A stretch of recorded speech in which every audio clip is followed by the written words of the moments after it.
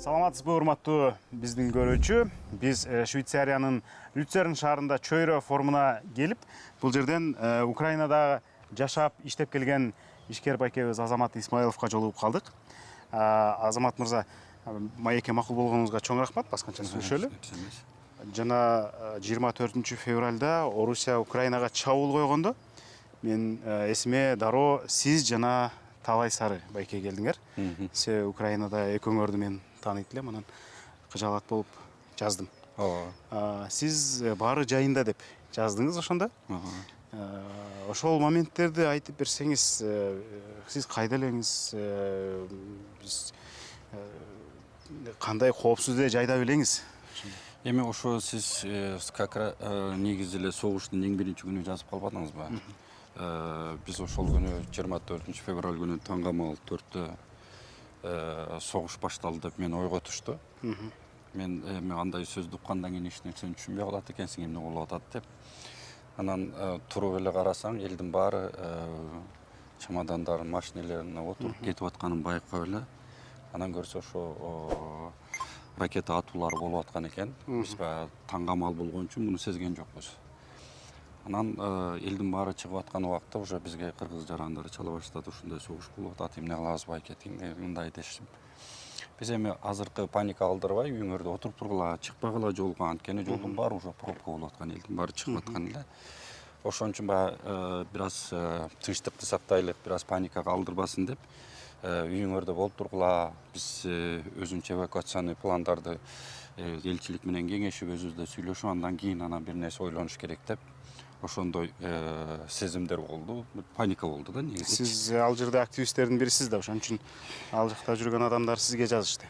Эми мен өзүм Украинада 16 жылдан бери жүргөн үчүн, диаспораны өзүм түптөп баштаган үчүн, башынан 5 жыл өзүм диаспораны жетектеп кылып калып калган үчүн, көбүнчөсү биз менен тааныш, баары менен сүйлөшүп, баарлашып, 2 жумада бир жолугушуп турчубуз. Анан бири-бирибизге чала баштады, көбү бизге чала баштады, байке кандай кылабыз, эмне болот депчи. Эвакуация болобу, кыргыздарды чыгарабызбы, кандай кылабыз депчи. Бирок ошол эле убакта бир жума мурун, 3-4 күн мурун биз элчиликке чалып, ушундай имиштер болуп атат. Кол салат имиштер. Эвакуационный пландар, программдар барбы десе, бизге элчиликтин иштегендери андай план бар, буюрса керек болсо кылабыз дешкен эле. Бизди бир аз эме кылышкан эле, камсанабагыла дешти эле да. Анан ошондон кийин 2-чи, 3-чү, 4-чү күнү уже биз кыргыздарды тышка чыгаруу эвакуация планын элчилик менен чогуу аткардык. Биринчи автобус менен 61 киши чыкты. Андан кийин эле 2 күндөн кийин эле ошол автобус менен дагы бир 35ге жакын кыргызстандык жаран чыгып, 100ге жакын жаран автобус менен элчиликтин координациясы менен чыкты. Андан тышкары өзүлөрүнүн жеке машинелери менен ошол согуш болгон күнү эле Одессага чыгып, Одессадан Молдова аркылуу чыккандар болуп атты. Машина менен жолго чыгып, Польша аркылуу чыккандар болуп атты. Ошо согуштун 2-күнчү күнү чыгып, Польшага барып, Польшада границада 15 километр очередь болгон үчүн 2 суткада өткөндөр болуп атты да. Ооба, качкандар көп болду. Автобустар менен болгондо баягы элди алып баратат деп, очередтерге күтүрбөй, тез өтүү мүмкүнчүлүктөр болгон үчүн жеке машинеси менен баргандар күтүп калды. Жеке машинеси барган менен күтүп калды да. Ошондо азыр Украинадагы кыргыздардын баардыгы коопсуз жерде, тынч аман десек болобу? Эми азыр ошентсек болот, көбүнчөсү Кыргызстанга кайтты, Европага калгандары болду. Европада азыр калып ошол жерде бир статус алып иштейбиз деп аракет кылгандар да болуп атат. Ошолордун бирөө мен азыр өзүм Германияда 2 жылдык разрешение алып, документтерди бүтүрүп, Польшада фирма ачып, өзүбүздүн ишкерлигибизди уланталык деп азыр ошол жерде аракеттерди кылып атабыз. Сиз азыр ошондо Германия, Польша, анан жана дагы бир өлкөдө иш жүргүзүп атасыз. Азыр Украинадагы ишибиз уланып атат. Менин фирмадагы немелерим, жумушчуларым ишке чыгып иштеп атат. Киевде. Өткөндө эле өзүм барып келдим. Баягы чыккандан кийин биринчи жолу бардым. азыр бул форумдан кийин да бир жолу 18-inde барып келейин деген бир пландарды Биз албетте абдан зээнге жетерлик көрүнүштөрдү көрүп атабыз. Ошол Борбор Киевдин өзү дагы бомбаланган, талкаланган. Сиздердин турак жай, иш кылган жерлериңер мындай бүтүнбү? Кудайга шүгүр, биздин иш кылган жерлерибиз, биздин жарандардын үйлөрү, алгандардын баарынын жерлери аман эсен. Мен ошо согуштан кийин биринчи жолу ошо бир 15 күн мурун барып келдим. Кадимкидей мурунку биздин тааныган шаар жок да. 11-ден 5-ке чейин комендантский час болуп, заправкаларда бензин жетишсиз, очередь менен, талон менен берилип аткандарын көрүп, кээ бир ресторандар, магазиндер азыркыга чейин иштебей тургандарын көрүп, баягы мурунку жөнөкөй жашап жүргөн шаарды көрө алган жокпуз. Бирок акырындык менен өзүнүн калыбына келип атат. Азыр Европага чыккан көп украиналык жарандар кайра өзүлөрүнүн кайтабыз, барабыз, өзүбүздүн иштерибизди улантабыз деп атат. Анткени Европа мамлекетинде да жетиштүү жакшы мүмкүнчүлүктөрдү көрө албай атат окшойт. Эми албетте өз үйүңө өлөң төшөгөн деп коет эмеспи? Бул жакка көнүп кетиш, башка кылыш деле мындай кыйын да. Туурабы? Сиз деле кайра барып ишимди кылып атам деп атпайсызбы? Сиз ошондо мисалы ошо согуш токтосо, чабуулдар токтосо кайра эле Украинага кайтасызбы же биякта калуу пландарыңыз барбы? Эми бул Украинанын согушу бизге көптөгөн эми көзүбүздү ачты десек жаңылышпайм. Мен Европа мамлекетинин көптөгөн мүмкүнчүлүктөрүн изилдөөгө түрткү болду. Жол ачылды. Жол ачылды. Мурун мен Европага келип кетип эле бул мамлекетти билем деп жүрчү элем, бирок могу келип жашап, өзүң карап, көрүп, изилдегенде бул башкача экен. Ошон үчүн баягы Европа мамлекетинде да ушунчалык көптөгөн мүмкүнчүлүктөр бар экенин байкадык да, как ишкер катары. Ошол өзүбүздүн Киевдеги ишти улантуу менен бирдикте ошо Европа мамлекеттеринде да ишибизди өнүктүрсөкпү деген бир пикирлер келип, азыр ошонун үстүндө иштеп атабыз да. Башка кыргызстандыктар деле кайра кайтабыз деген ою барбы же алар дагы мындай көңүлдөрү тартпай турабы?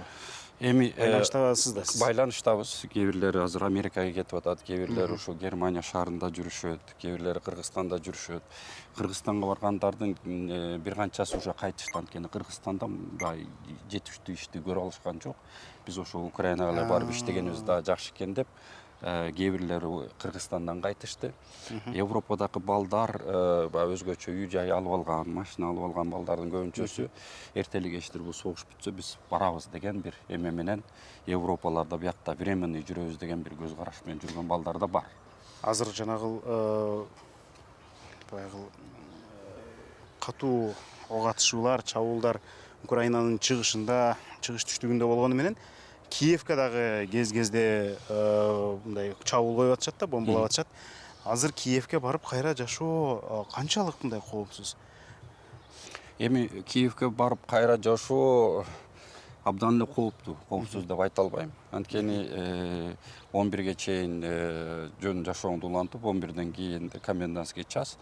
Анан өзгөчө бул Украина мамлекети кээ бир чечимдерди кабыл алганда, Европа мамлекеттеринин башчылары келген убактарда Россиянын атуулдары ошо Киевке чейин ракеталар ыргытуулар болуп атат. Мен өткөндө барганда бир 2 күндөн кийин 14 ракета Киевке түштү. Ошонун экөөсү Киевде түшүп, даже эл жашаган жерге түшүп, көптөгөн жаш балдарда бир каза болду.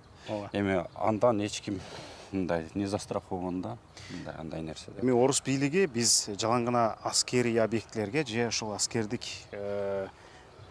аскерлер бар, же аскердик техникалар бар жака сок куруп атабыз деп айтып атышат. Бирок аны реалдуулук, чындык, балдардын өлүмү, карапайым жарандардын өлүмү четке кагып атат да. Сиздин оозуңуздан да уккубуз келет. Сиз көрүп келдиңиз да ошол бомба түшкөн жерлерди. Ал эмне болгон жерлер? Турак үйлөрбү, мектептерби же ооруканабы, кандай? Өзгөчө Киевдин астындагы жана Буча, Ирпень деген шаарлардагы катуу салгылашуу болгон шаарларда мен өз көзүм менен ошол жактан өтүп көрдүк. Көптөгөн эл жашаган үйлөргө чейин атуулар болгон. Бул баягы согуштун өзүнүн эмеси окшойт, баягы катуу салгылашууда, анан тем более келип баягта согушка келген солдаттардын баары дайындыксыз жаш солдаттар. Өлгөндөрдүн сандарын баягы өлгөндөрдүн сүрөттөрүн көрсөткөндө 18-20 жаштагы балдарды көрүп аскерий өзүнүн дайындыктары аз Орус солдаттары келген экен. Мен ойлойм алардын баягы өзүнү коргоо ниетинде эле астында бирөө ок тийбесин, бирөө келбесин деп эле туш келе эле ата берген да. Ошондойлордон запкы көргөн жөнөкөй элдер көп. Анан ракетаны, келаткан ракеталарды кайра ПВО аркылуу коргонууда ракета өзүнүн жерине түшпөй, ошо кайсы жерден урулган болсо ошол жака түшүп, ошол жактан да зыян көргөндөр болду. Анан бардык эле ракета өзүнүн целине жетпейт экен. Кээ бирлери туура эмес координация менен туура эмес жерге түшүп, ошондой көптөгөн жарандарга зыян келди да негизи. Абдан өкүнүчтүү, бул мындай эми согуштун жүзү курусун. Сиз бул Украинада жашаган менен баары бир калыс адамсыз да. Украиндер менен орустар мындай кыргыз, казак сыяктуу бир тууган эл. Азыр талкуунун өзөгү эле ушуга ким күнөөлүүгө келип такалат да. Мындай болтурбай койсо болот беле, тил табышып четсе болот беле деген маселе. Эми мен өзүм жеке пикирим да, муну болтурбай койсо болмок да. Бул эки мамлекеттин башчылары, ошо мамлекеттин алдыда болгон кишилердин өзүлөрүнүн туура кеңешип, туура дипломатия кылуу менен муну кылбай койсо деле болмок. Бирок тилекке каршы менче дүйнөлүк чоң саясатта башка мамлекеттердин кийлигишүүлөрү көп болгон үчүн биз көп эле мамлекеттердин өзүнүн кызыкчылыгын ойлогон үчүн бардык эле кеңешчиси туура кеңеш бере бербейт. Ошон үчүн бул жерде Украинада да жаңылып калды окшойт. Менин өзүмдүн жеке пикирим. Россияда өзүнүн баягы эч болбой турбаган амбициялары, эртең күнү биз бүттү СНГ мамлекеттерин башын бириктиребиз деген сыяктуу бир амбициялар менен жеке баягы өзүлөрүнүн кызыкчылык амбициялары менен ушул кесепетке келип калды деп ойлойм да. Ушул жерде мындай да коркунуч пикирлер бар да. Азыр Украинанын бүтүндүгүн бузуп кирип кол салгандан кийин эртең ошол жоорогун бизге дагы кайталабай койбойт деп казакстандыктар, андан башка мына кыргызстандыктар деле чочулап атышат да. Сиз мындай канчалык жөндүү деп ойлойсуз ушундай пикирлер? Эми бул жөндүү болбосо андай ойлого кирбейт болчу. Анткени бул ойду жеке эле Казакстан эмес, ошо Украинага жакын мамлекеттер Латвия, Литва, Польша, Молдова сыяктуу мамлекеттер да мындан аябай кооптонду. Өзүлөрүнүн кооптонуп жатышат азыр. Дагы деле кооптонуп, эртең күнү ошол тияка түшкөн от бизге да келбесин деп Украинага жардам берүү аракеттеринде, ошолорго бир аз оптималдуу түрдө карап, кээ бир жактарында көмөктөшкөнгө кылып аткан иш-чаралардын баардыгы менимче өзүлөрүнүн жеке мамлекеттин кызыкчылыгын ойлоонун натыйжасында болуп жатат. Же болбосо жеке эле Украинаны абдан жакшы көрүп жардам бергендиги эмес го деп ойлойм да. Чын эле украиндерде мындай абдан улутчулдар басымдуулук кылып, жанагы орус тилдүүлөрдү кодулап, басмырлап иштеби. Негизи чабуулдун бир шылтоосу ушул болду да, денацификация депчи. Негизи мен Украинада 16 жылдан бери жашагам да, 17 жылдан бери. 17 жыл бою мен эч убакта украина тили менен сүйлөгөн эмесмин. Мен орус тилин сүйлөп атканда дагы ошо запад жактагы шаарларга барганда да, любой бүт шаарларына барганда да, сен эмне мага орусча сүйлөп атасың деген бир эме болгон эмес. Бөлүү болгон эмес. Бүт келген чет элдиктердин баары орус тилинде сүйлөшчү, алар деле орус тили менен сүйлөшчү. Анан биздин украиндардын деле украинча билбегендери абдан көп. Орус тилинде сүйлөшөт. Азыр тилекке каршы могу согуштун кесепетинен алар украинчага сүйлөөгө мажбур болуп атат. Принципиалдуу түрдө мен украинча сүйлөйм деп атат да. Мен аны азыр өзүм да байкап атам. Өзүмдүн эле партнерлорум менен, мурунку досторум менен сүйлөшө келгенде мага украинча жооп берип атат. Сиз билесизби украинча? Украинча билем мен. Түшүнгөнчө мен да украинча жазып берип, украинчамды кайра мен азыркы убакта өнүктүрүп атам десем бул жаңылышпайм да. Эми негизги азыркы Орусиянын Украинага болгон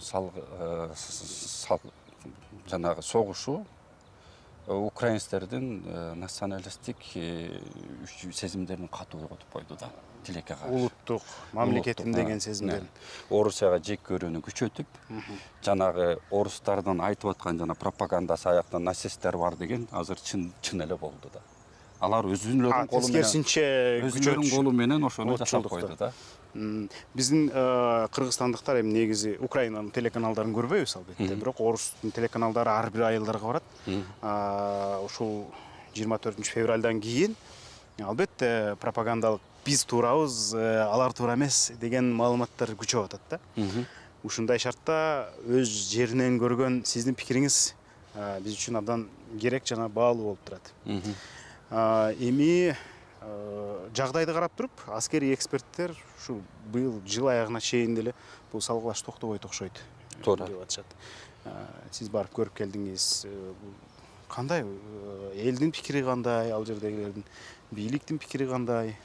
Эми мен азыр ушу акыркы жолу барганда эл деле, бийлик деле согушку акыбалга көнүп калган сыяктуу сезилди. Сиреналар, бомба, ракета келет дегенде деле элде мурунку коркуу жок. Эң биринчи паника деген жок. Даже ошо сирена болуп жашынгыла деп аткан үн чыгып атса дагы эл азыр жашынууну көп кажет көрбөй эле да. Адамдар баарына көнөт дегенди билдирет.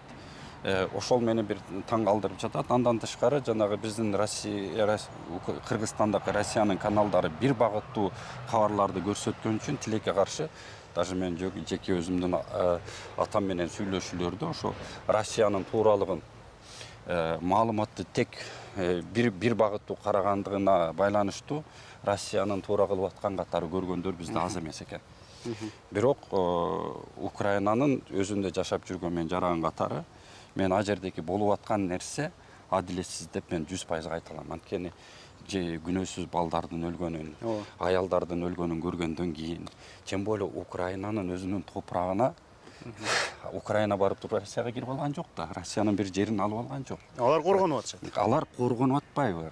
Салгылашы келип, сенин кошунаңа эле келип, үйүңдү тартып алгысы келип атса, сен да коргонскон сыяктуу эле булар өзүлөрүнүн мамлекетин коргоп калууга аракет кылып атат. Бул жерде ким чын, ким туура эмес деп айтуу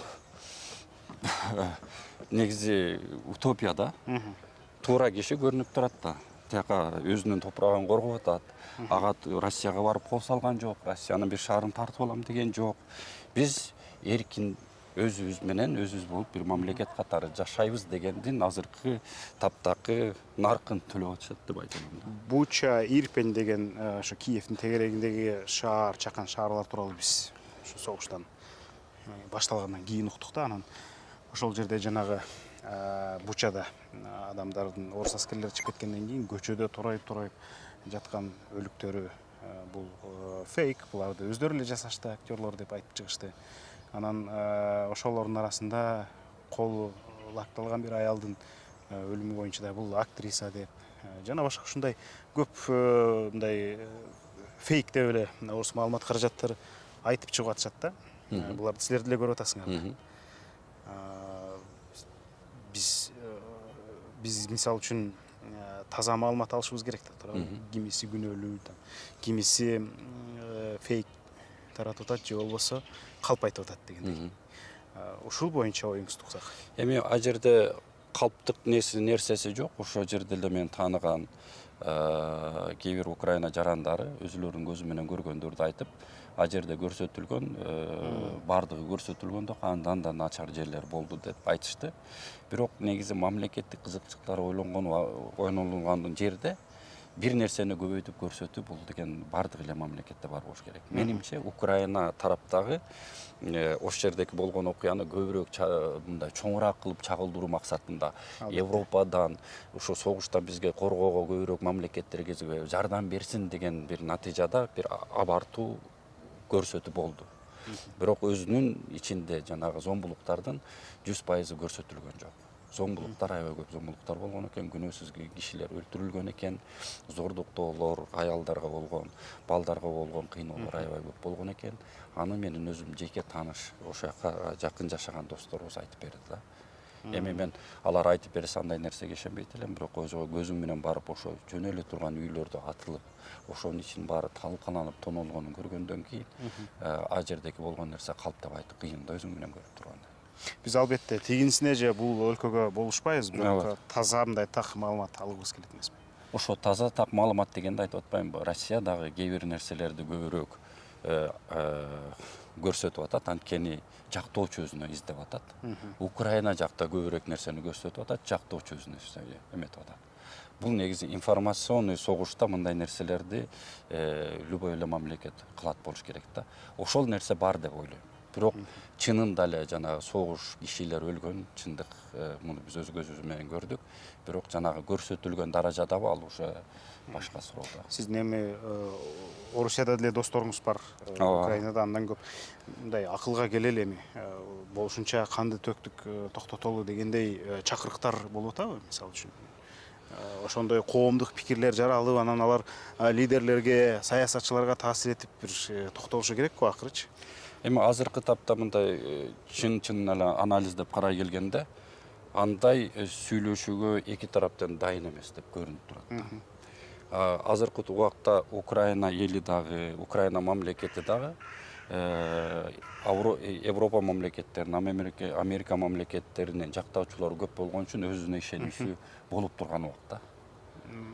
Дал ошол үчүн же башка дагы кызыкчылык же баалуулуктардан уганбы? Башка өзүнүн жана мамлекетин коргоп калуу. Эртең күнү биз Европага кошулсак дагы да башка жакшы нерселерге жетебиз дегендер факторлор да бар. Бирок көбүнчө фактор азыр мамлекет жактан, Европа жактан биз керектүү жардамдарды бере алабыз, Америкада бере алабыз деген үчүн муну биз Facebook'тагы жазуулардан, тияктагы досторубуздун айтууларынан мындай ушундай бир жыйынтык чыгарып атам. Анткени биз дейт азыр уже Орусия менен отуруп эме кылбай, наоборот алдырып ийген жерлерибизди кайра алып, биз өзүбүздүн эмебизди коргойбуз, уже күчүбүз бар, бизге жардам бере турчулар көп деген аябай жазуулар чыгып атат. Мисалы, Донбассты кайра өзүбүздүн карамагыбызга алабыз, Крымды кайра алабыз деген азыр эмелер чыгып атпайбы, биз токтобойбуз депчи. Ошол болуп атат. Зеленский да аны айтып атат. Зеленский мамлекет башчы катары андай сөздү айтууга мажбур, анткени ал эч убакта биз берип коебуз деп айтпайт. Бул жактан Орусиянын да өзүнүн бир эмеси бар. Мен бул согушту жоготтум, жеңилип чыктым деген бул Орусия үчүн чоң минус да. Жүзүн жоготту. Жүзүн жоготту. Ошо жүзүн жоготуу болбош үчүн Орусияда колдон келишинче аракетин жасайт деп ойлойм. Украина колдон келишинче тиренет деп ойлойм. Ошон үчүн бул согуш жакынкы арада, тез арада бүтө турчудай эмес. Аягы көрүнбөйт деген пикирлердин жүйөсү ушунда турбайбы? Азыркы тапта жылдын аягына чейин эч бир эме көрүнбөй эле да. Менин өзүмдүн жеке пикирим. Бул процесс улана берет окшойт. Глобальный башка жерлерде бир чоңураак бир нерсе болуп эле бир жер унутулуп калбаса, азыркы тапта бул азыркы акыбал улана берет деп ойлойм. Украина деле жөн мамлекет эмес да. Буудайдын абдан чоң бөлүгүн дүйнөгө экспорттойт. Андан тышкары башка индустриалдык мындай товарлар бар да. Негизи эле согуш болгондон кийин Европанын босогосунда дүйнөдө баардык мындай экономикалык кыйынчылыктар жаралды. Психологиялык кыйынчылыктар жаралды дегендей. Эми булар сиздердин дагы чечимдерге таасир этип атат да. Туура. Эми негизи азыр бул согуштун айынан дүйнөдөгү логистикий цепочка бузулду да. Мурунку өзүбүздүн деле мен азыр иштеп аткан бизнесте карап көрсөк, $3000 товар төлөп ташытып аткан машинелерге $8000–9000 чейин акча төлөп калдык. Албетте биз буну өзүбүздүн чөнтөгүбүздөн бербейт, муну башка бирөө чөнтөгүндөн бербейт. Конечный потребитель акыркы ала турчу киши ошо чөнтөгүнөн ошол бага алат. Бул кыйынчылык алып келет. Азыркы тапта элде мурункудай акча жок, инфляция болуп атат, экономический кризис бар жерде болуп атат. Элдердин эртең күнү бул жашоосуна түздөн түз таасирин берип атат. Украинага да берип атат, дүйнөлүк жерге да берип атат.